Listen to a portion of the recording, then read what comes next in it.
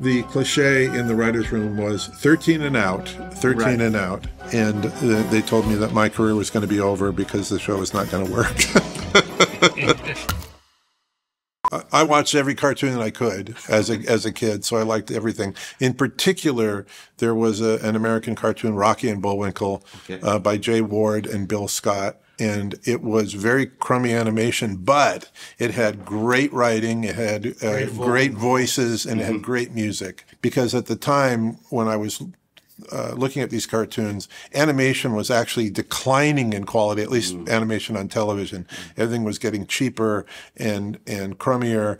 And I thought, well, that was the way it was. And so I thought, let's try to do a show that where the animation, sorry, he's an animator, that the animation isn't important. That is the quality of the animation. But what was important was the writing and the voices and the music, and that people would come along. And David was one of the original 3 animators on the show. I did a little animation of my own in high school. And it was too hard. It was too hard.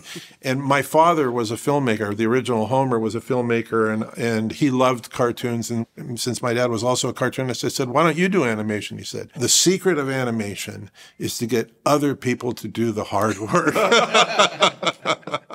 And so I took that to heart, and I moved to Hollywood, and I met up with these guys. Great story. I don't mind doing the hard work. Yeah. It's fun. It's a lot of fun. Even when doing the Tracy Ullman show where we had limitations, we'd at least throw ourselves into it and do the best and do interesting things, if not, almost embracing the lack of time we had. But I was inspired by the early days of Hanna-Barbera, the days of, Quick Draw McGraw and Yogi Bear and Huckleberry Hound, but also the old Warner's cartoons. And then, but also there's inspiration from the comic page, the Peanuts and Walt Kelly's Pogo all inspired me, in cartooning and animation. And then the later TV specials that Chuck Jones did for like The Grinch and things like that. I was inspired by my favorite show, Family Guy. Which was like, I found out actually that, that came out after The Simpsons? I was like this huge Family Guy fan, and then I got this job, and this is oh my God, if I could just bring Family Guy to the States, this would be amazing. It seems like so many titles and names in comedy are puns and stuff. And for me, The Simpsons was just a very sort of neutral, bland name that exists. It's a very common name. But there is an element of simpleton in it, and that's sort of a half kind of wordplay that's what embedded about in it. The Homer Simpson character from the novel? The character of Homer was named after my father, Homer, but it was also inspired by the novel A Day of the Locust by Nathaniel West, which is a great classic of Hollywood. How does it feel to be a hero, Bart? Pretty damn good, Phil. Your family must be proud of you right now. I bet they're jumping up and down. The show was started out as very short cartoons, 15 seconds long, 4 of them on an episode of the Tracy Ullman Show for a week. And the executives at Fox would come to the Friday night filming of the Tracy Ullman Show on the Fox lot, the live action part. And then in between the different sketches, they would run the Simpsons cartoons that we had completed. And the in-studio audience laughed so hard at those little cartoons that Fox realized, there might be something here. And there was a brand new Fox network. And so they offered us a pilot, like a single episode. And I talked with James L. Brooks, was the producer of the Tracy Ullman Show. And we agreed that we needed to have more than one episode, because if that episode was a hit, it would be another year before we could do a second episode. So we were able to persuade the Fox network to put the show on the air with 13 episodes. So the first 13 episodes, the success of the show is all based on those first 13 episodes, all of which we had in the works before we saw the results of the first episode.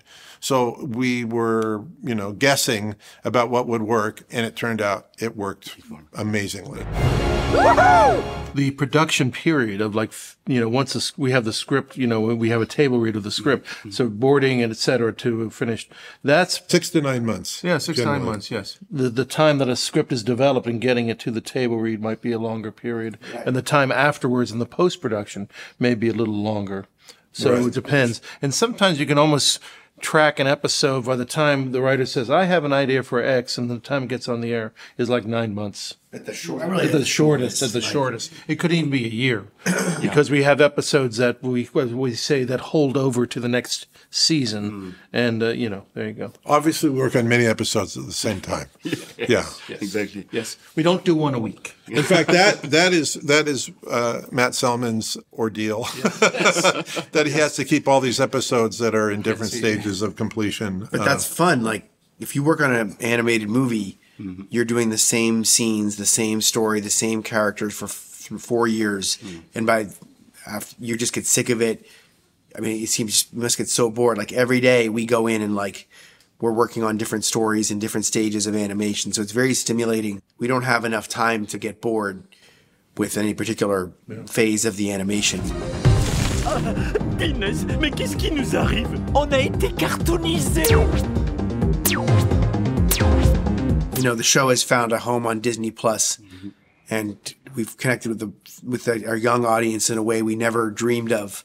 And one of the cool things we do that people don't really know about, we don't publicize, but is cool, is that sometimes the version that's on streaming on Disney Plus is a little bit of a longer bonus episode with extra scenes that we had to cut to be on Fox in America, but we can put what we hope is the best version, not just the most indulgent version. Sometimes those will have an extra scene or an extra joke or be edited a little bit differently, or the ending will be the thing over the credits will be a little different, or a little Easter egg. Ouhou, je l'ai déjà dit, ouhou, bibiche. Oui, au moins 10 fois, Homer.